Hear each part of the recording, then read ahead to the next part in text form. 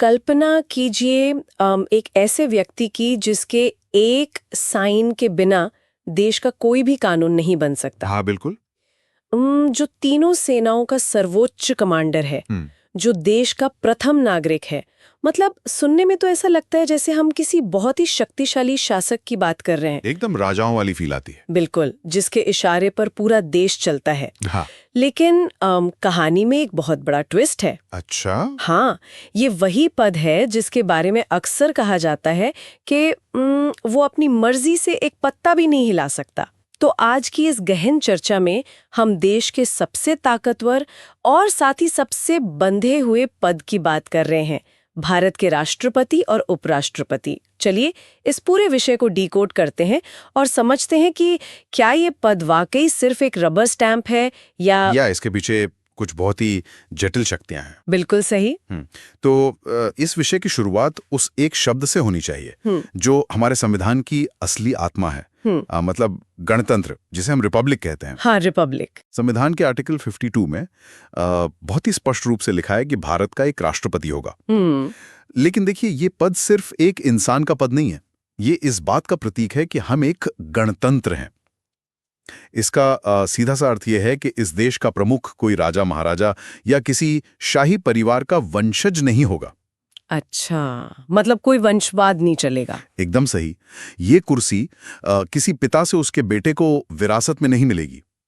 देश का सर्वोच्च व्यक्ति एक निर्धारित चुनावी प्रक्रिया से ही वहां तक पहुंचेगा। क्या बात है। तो ये एक बहुत बड़ा दार्शनिक और लोकतांत्रिक विचार है। ये बात सच में बहुत गहरी है। चुनावा व्यक्ति होगा, ये तो एकदम स्पष्ट है। लेकिन जब हम शक्तियों के बंटवारे की तरफ देखते हैं ना, तो एक बड़ा अजीब सा विरोधाभास नजर आता है। वो कैसे? देखिए, अगर हम संवैधानिक अनुच्छेदों को पढ़ें तो आर्टिकल 53 कहता है कि संघ की पूरी कार्यपालिका शक्ति, मतलब पूरी की पूरी एग्जीक्यूटिव पावर राष्ट्रपति में निहित है। जी हाँ। इसे पढ़कर तो कोई भी यही सोचेगा कि भाई इनके पास तो असीमित ताकत है, सारा प्रशासन उन्हीं के नाम कर चल रहा है। लेकिन यहीं पर संविधान निर्माता अपनी सबसे बड़ी कूटनीति खेलते हैं। अच्छा। हाँ, आर्टिकल 53 जितनी ताकत देता हुआ दिखता है ना, आर्टिकल 74 ठीक उसी समय उस ताकत पर एक बहुत ही मजबूत लगाम लगा देता है। ओहो, मतलब एक हाथ से दिया और दूसरे से? बिल्कुल। आर्टिकल 74 स्पष्ट करता है कि राष्ट्रपति मंत्रिपरिषद, जिसका मुखिया प्रधानमंत्री होता है, उसकी सलाह मानने के लिए बाध्य हैं। बाध्य है। हाँ, ये कोई सुझाव नहीं है, ये एक संवैधानिक बाध्यता है। मतलब एक तरफ तो ये कहा जा रहा है कि सारी शक्ति आपके पास है, हाँ, और दूसरी तरफ ये नियम है कि हर कदम उठाने से पहले आपको पूछना पड़े। जी, एकदम ऐसा ही है। इसे समझने के लिए मेरे दिमाग में एक बहुत ही सटीक एनालॉजी आ रही है। बताइए। ये किसी बहुत बड़ी मल्टीनेशनल कंपनी की तरह है। हाँ। राष्ट्रपति उस कंपनी के, मान लीजिए, चेयरमैन है। हाँ, सही है। कंपनी का हर बड़ा अंतर्राष्ट्रीय कॉन्ट्रैक्ट, हर बड़ी डील और हर नियुक्ति उन्हीं के नाम पे साइन होती है। लेकिन कंपनी को रोजमर्रा में चलाने वाले या असली फैसले लेने वाले जो मैनेजिंग डायरेक्टर या एमडी होते हैं, वो प्रधानमंत्री हैं। ये चेयरमैन और एमडी वाली तुलना बहुत ही शानदार है। मतलब संवैधानिक भाषा में हम इसे नाममात्र प्रमुख और वास्तविक प्रमुख कहते हैं। नॉमिनल और रियल हेड। बिल्कुल। राष्ट्रपति नाममात्र के प्रमुख हैं और प्रधानमंत्री वास्तविक। लेकिन यहाँ एक बहुत बड़ा सवाल उठता है जिसे अक्सर लोग नजरअंदाज कर देते हैं। क्या सवाल? कि अगर असली फैसले प्रधानमंत्री ही ले रहे हैं तो हमें इस नाममात्र के चेयरमैन की जरूरत ही क्या है? मतलब सारे काम सीधे एमडी के नाम पर क्यों नहीं हो जाते? ये तो सच में सोचने वाली बात है। आखिर इतना बड़ा तामझाम क्यों रखा गया है? देखिए, क्योंकि किसी भी परिपक्व लोकतंत्र को एक ऐसे सर्वोच्च और गरिमामयी पद की आवश्यकता होती है जो दलीय राजनीति की रोजमर्रा की उठापटक से ऊपर हो। हाँ, ये तो है। सरकारें आती हैं, जाती हैं, राजनीतिक दल आपस में लड़ते रहते हैं, लेकिन देश के शासन में एक ठहराव, एक निरंतरता का होना बहुत जरूरी है। एक स्टेबिलिटी चाहिए। बिल्कुल। जब कोई विदेशी राष्ट्राध्यक्ष भारत आता है तो वो किसी राजनीतिक पार्टी के नेता से नहीं, बल्कि भारत राज्य के सर्वोच्च प्रतिनिधि से मिलता है। सही बात है। राष्ट्रपति वो धुरी हैं जिसके चारों तरफ पूरा संवैधानिक ढांचा घूमता है, भले ही वो खुद कोई राजनीतिक फैसला ना लें। वाओ, ये नजरिया काफी दिलचस्प है। अब अगर इस चेयरमैन को चुनने की बात करें तो ये प्रक्रिया भी किसी रहस्यमयी पहेली से कम नहीं है। हाँ, काफी पेचीदा है। चुनाव के नाम पर आज के दौर में हमारे दिमाग में तुरंत ईवीएम का ख्याल आता है। बटन दबाया, बीप की आवाज आई और वोट पड़ गया। बिल्कुल। लेकिन मैंने पढ़ा है कि आर्टिकल 54 और 55 बताते हैं कि राष्ट्रपति चुनाव की प्रक्रिया बिल्कुल अलग दुनिया की चीज है। पहली बात तो ये कि इस चुनाव में आम जनता सीधे तौर पर वोट नहीं देती। एकदम सही कहा, ये एक अप्रत्यक्ष चुनाव है। राष्ट्रपति का चुनाव एक निर्वाचक मंडल या जिसे हम इलेक्टोरल कॉलेज कहते हैं उसके द्वारा होता है। Electoral college. हाँ, और इस निर्वाचक मंडल की संरचना बहुत ही सावधानी से तय की गई है। इसमें सिर्फ और सिर्फ चुने हुए यानी इलेक्टेड सदस्य ही भाग लेते हैं। अच्छा। संसद के दोनों सदनों मतलब लोकसभा और राज्यसभा के निर्वाचित सांसद और सभी राज्यों की विधानसभाओं के निर्वाचित विधायक जिन्हें हम एमएलए कहते हैं। तो जो मनोनीत सदस्य होते हैं, जो सदस्य मनोनीत या नॉमिनेटेड होते हैं, वो इसमें वोट नहीं डाल सकते। इसके अलावा जिन राज्यों में विधान परिषद है उनके सदस्य भी इस चुनाव प्रक्रिया से पूरी तरह बाहर रहते हैं। और इसमें एक बहुत ही दिलचस्प विकास भी हुआ था शायद 1992 में 70वें संविधान संशोधन के जरिए दिल्ली और पुडुचेरी की विधानसभाओं को भी इस निर्वाचक मंडल में शामिल कर लिया गया। हाँ बिल्कुल, क्योंकि वहां भी चुनी हुई सरकारें काम करती हैं। लेकिन मेरा यहाँ एक बहुत बड़ा सवाल है। जी पूछिए। आज जब पंचायत से लेके लोकसभा तक हर छोटे बड़े चुनाव के लिए ईवीएम का इस्तेमाल हो रहा है, तो देश के सबसे बड़े पद के लिए आज भी ये पुरानी बैलेट पेपर वाली वोटिंग क्यों होती है? मतलब क्या ये तकनीक से पीछे हटना नहीं है? नहीं, देखिए, ये तकनीक से पीछे हटना बिल्कुल नहीं है, बल्कि ये उस चुनावी प्रणाली की एक गणितीय जरूरत है। गणितीय जरूरत? वो कैसे? राष्ट्रपति के चुनाव में जिस प्रणाली का इस्तेमाल होता है उसे समानुपातिक प्रतिनिधित्व एवं एकल संक्रमणीय मत प्रणाली कहा जाता है। नाम तो काफी भारी है। हाँ, अंग्रेजी में इसे proportional representation and single transferable vote कहते हैं। इस प्रणाली में मतदाता को किसी एक उम्मीदवार के नाम के आगे ठप्पा नहीं लगाना होता। अच्छा, तो क्या करना होता है? उसे एक बैलेट पेपर दिया जाता है जिस पर उसे अपनी प्राथमिकता यानी प्रेफरेंस बतानी होती है। जैसे मेरी पहली पसंद उम्मीदवार ए है, दूसरी पसंद बी है और तीसरी सी है। अच्छा, तो अगर पहली पसंद वाले उम्मीदवार को बहुमत नहीं मिलता तो वो वोट बेकार नहीं जाता? बिल्कुल सही पकड़े। यहीं पर वो संक्रमणीय या ट्रांसफरेबल शब्द का अर्थ समझ में आता है। अगर पहली गिनती में किसी को स्पष्ट बहुमत नहीं मिलता तो सबसे कम वोट पाने वाला उम्मीदवार रेस से बाहर हो जाता है और उसके वोटरों की जो दूसरी पसंद थी वो वोट उन बाकी बचे उम्मीदवारों के खाते में ट्रांसफर हो जाते हैं। ओहो, ये तो सच में काफी पेचीदा गणित है। हाँ, और ये प्राथमिकताओं के शिफ्ट होने की जो जटिल गणना है ना, वो आम ईवीएम के डिजाइन के बस की बात नहीं है। ईवीएम सिर्फ एक इंसान और एक वोट गिनने के लिए बनी है। सही बात है। इसीलिए आज भी राष्ट्रपति चुनाव में बैलेट पेपर और एक खास तरह के पेन का इस्तेमाल होता है। वाह, मतलब ये सिर्फ राजनीति नहीं, बल्कि शुद्ध गणित का भी खेल है। बिल्कुल। और इस चुनाव में हर कोई खड़ा भी नहीं हो सकता है ना? आर्टिकल 58 में जो योग्यताएं बताई गई हैं वो सुनने में तो आसान लगती हैं, जैसे भारत का नागरिक हो, उम्र कम से कम 35 साल हो। हाँ, लेकिन असली पेज कहीं और है। वही तो, मैंने पढ़ा है कि 50 प्रस्तावक और 50 अनुमोदक चाहिए होते हैं।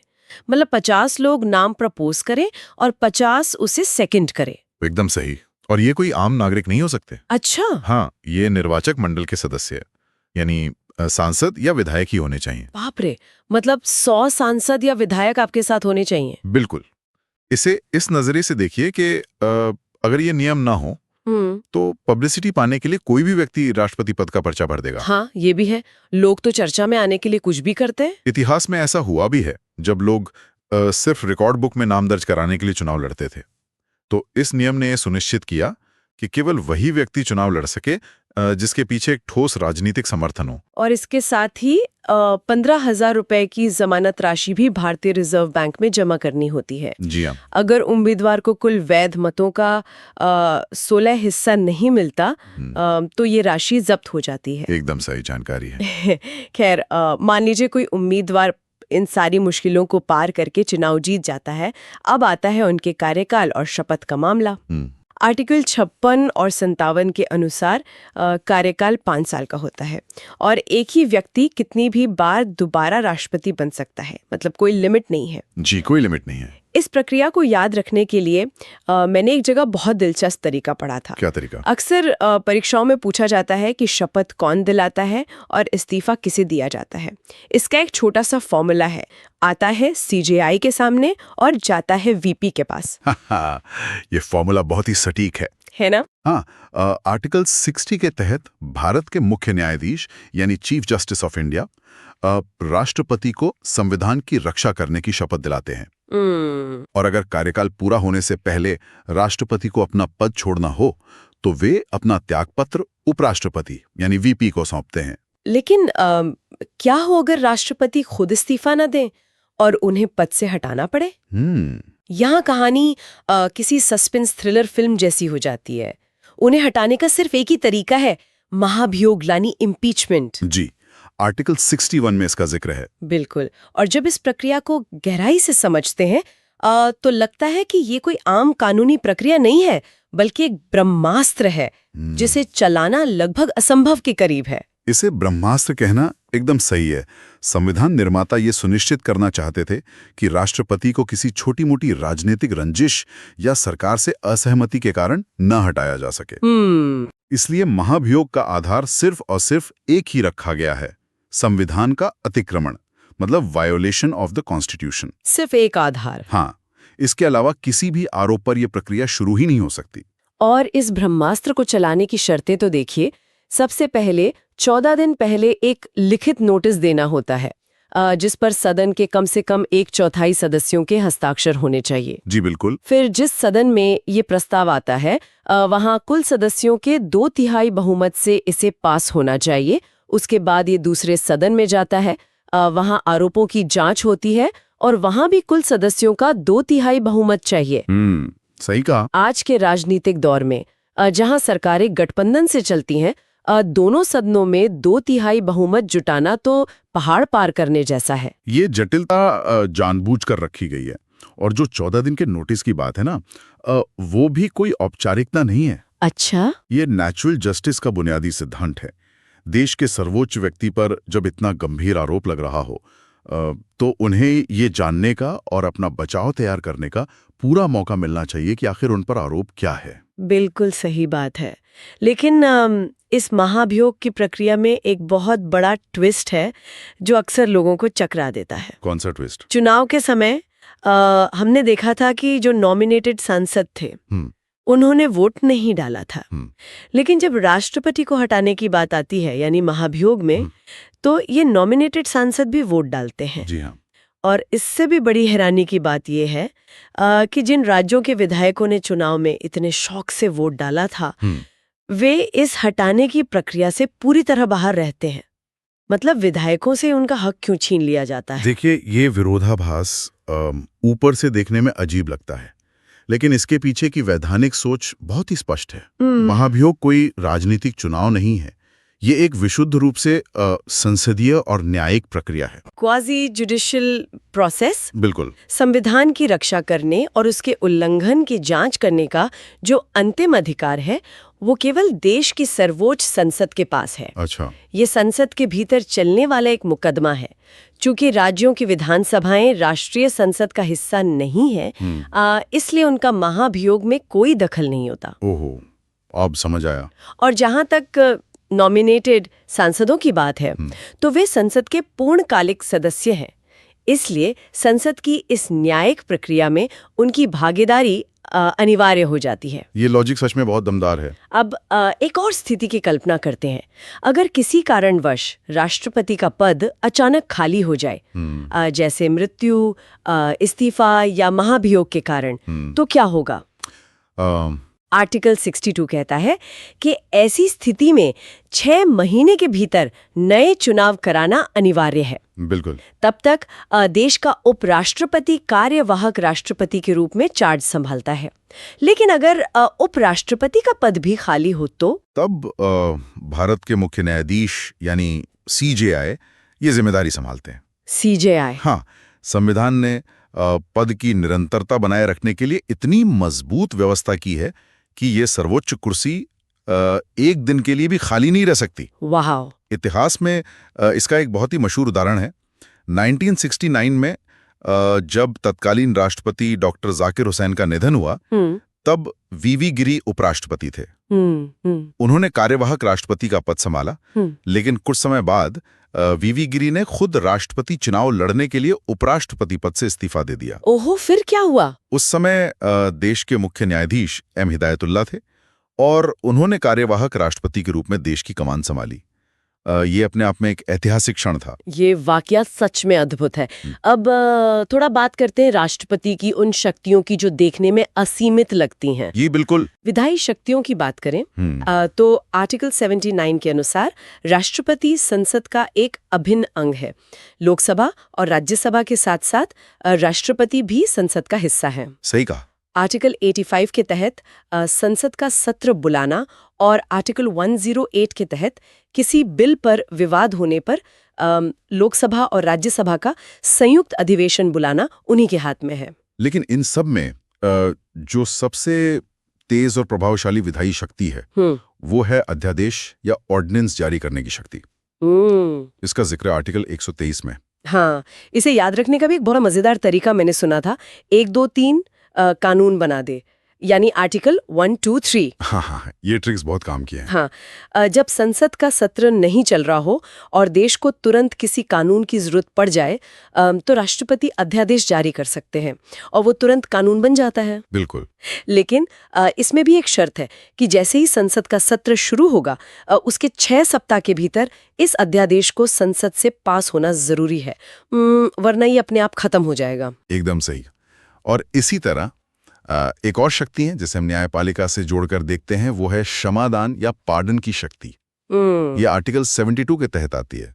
इसका भी एक फॉर्मूला है, 72 से जिंदगी बेहतर। ये भी बढ़िया है। हाँ, आर्टिकल 72 के तहत राष्ट्रपति के पास किसी भी अपराधी की सजा को कम करने या पूरी तरह माफ करने की शक्ति है जी। यहाँ तक कि वे मृत्युदंड यानी फांसी की सजा और सेना के कोर्ट मार्शल की सजा को भी माफ कर सकते हैं। बिल्कुल कर सकते हैं। ये एक ऐसी शक्ति है जो राज्यों के राज्यपालों के पास भी नहीं है। राज्यपाल मृत्युदंड को पूरी तरह माफ नहीं कर सकते। लेकिन यहाँ भी वही पेच आ जाता है, ये क्षमादान भी मंत्रिपरिषद की सलाह पर ही होता है। हाँ, सलाह तो चाहिए। मतलब हर जगह ये सलाह उनका पीछा नहीं छोड़ती, चाहे आपातकालीन शक्तियां ही क्यों ना हो। सही कह रही हैं आप। मतलब सही बात है। आर्टिकल 352 के तहत राष्ट्रीय आपातकाल, 356 के तहत राज्यों में राष्ट्रपति शासन और 360 के तहत वित्तीय आपातकाल, ये सभी बड़े फैसले भी केवल मंत्रिमंडल की लिखित सलाह पर ही लिए जा सकते हैं। बिल्कुल, लिखित सलाह जरूरी है। तो क्या इसका मतलब ये है कि हर चीज के लिए मंत्रिपरिषद की पर्ची चाहिए? क्या कोई एक भी ऐसी जगह नहीं है जहां राष्ट्रपति अपनी मर्जी चला सके? मतलब क्या उनके पास खुद का कोई ब्रह्मास्त्र नहीं है? यहीं पर वीटो शक्ति की भूमिका सामने आती है, विशेषकर पॉकेट वीटो, जो आर्टिकल 111 के तहत मिलती है। Pocket veto? हाँ, जब संसद कोई बिल पास करके राष्ट्रपति के पास भेजती है तो वे निलंबनकारी वीटो का इस्तेमाल करके उसे पुनर्विचार के लिए लौटा सकते हैं, सिवाय धन विधेयक के, क्योंकि वो उन्हीं की पूर्व अनुमति से पेश होता है। लेकिन अगर संसद उसी बिल को दोबारा भेज दे तो उन्हें साइन करना ही पड़ता है। तो फिर ताकत कहाँ रही? असली और असीमित ताकत पॉकेट वीटो में छिपी है। पॉकेट वीटो मतलब बिल को अपनी जेब में रख लेना और आराम से भूल जाना। सटीक शब्दों में कहें तो संविधान में ये कहीं नहीं लिखा है कि राष्ट्रपति को किसी बिल पर कितने दिनों के भीतर हस्ताक्षर करने हैं। ओहो, अच्छा। इस समय सीमा की अनुपस्थिति का फायदा उठाकर जब राष्ट्रपति किसी बिल पर ना तो हस्ताक्षर करते हैं और ना ही उसे लौटाते हैं, बल्कि उसे अनिश्चित काल के लिए अपने पास लंबित रख लेते हैं, तो उसे पॉकेट वीटो कहते हैं। क्या बात है। 1986 में तत्कालीन राष्ट्रपति घ्याली जेल सिंह ने भारतीय डाकघर संशोधन विधेयक पर इसी पॉकेट वीटो का इस्तेमाल किया था। कभी कभी राजनीति में कुछ न करना भी एक बहुत बड़ा कदम होता है। ये तो है। अक्सर ऐसा सोचा जाता है कि ताकत का मतलब कुछ करना है, लेकिन यहाँ कुछ ना करना ही सबसे बड़ी सुपर पावर बन गई। बिल्कुल। अब इस चर्चा को थोड़ा इतिहास के पन्नों की तरफ मोड़ते हैं।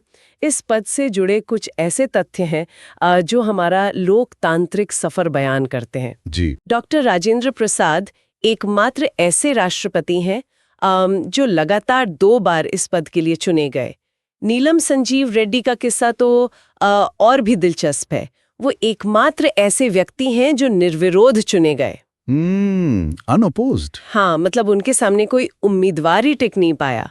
वहीं वीवी गिरी एकमात्र ऐसे राष्ट्रपति हैं जो किसी पार्टी के उम्मीदवार के तौर पर नहीं, बल्कि निर्दलीय चुनाव लड़े और जीते भी। क्या बात है।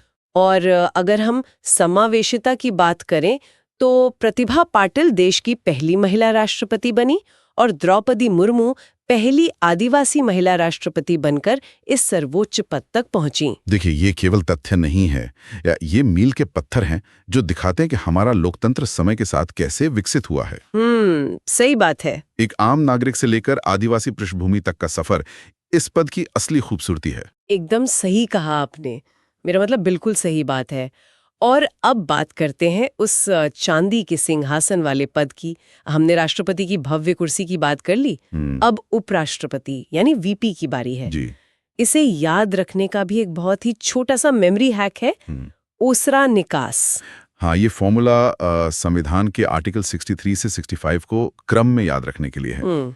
ओसे उपराष्ट्रपति के पद की स्थापना जो आर्टिकल 63 में है, स से राज्यसभा का पदेन सभापति यानी एक्स ऑफिशियो चेयरमैन जो आर्टिकल 64 है। हाँ। और रा से राष्ट्रपति की अनुपस्थिति में कार्यवाहक राष्ट्रपति के रूप में काम करना, आर्टिकल 65। इस पदेन सभापति या एक्स ऑफिशियो वाले हिस्से को समझना बहुत जरूरी है।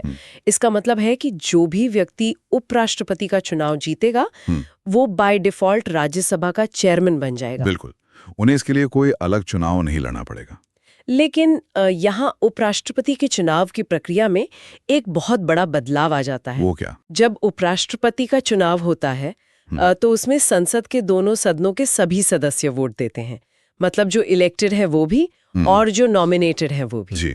लेकिन राज्यों के विधायक इस चुनाव में वोट बिल्कुल नहीं देते।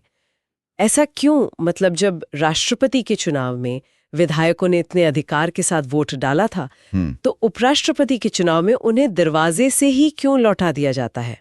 इसे समझने के लिए हमें उपराष्ट्रपति के रोजमर्रा के काम पर ध्यान देना होगा। उपराष्ट्रपति का मुख्य कार्य क्या है? उनका काम है राज्यसभा के सभापति के रूप में कार्यवाही का संचालन करना। हाँ, राज्यसभा में। और राज्यसभा सीधे तौर पर केंद्र की विधायिका यानी राष्ट्रीय संसद का हिस्सा है। चूंकि उपराष्ट्रपति का मुख्य कार्यक्षेत्र केवल राष्ट्रीय संसद तक सीमित है और उन्हें राज्यों के प्रशासन से कोई सीधा लेना देना नहीं होता। अच्छा, इसलिए कोई सीधा दखल नहीं होता। इसीलिए विधायकों को इस चुनाव प्रक्रिया से तार्किक रूप से अलग रखा गया है। तो आज के इस पूरे विस्तृत विश्लेषण को अगर हम एक जगह समेटें तो एक बात शीशे की तरह साफ हो जाती है। वो क्या? भारत का संविधान शक्तियों का एक बहुत ही शानदार लेकिन बेहद नाजुक संतुलन बनाता है।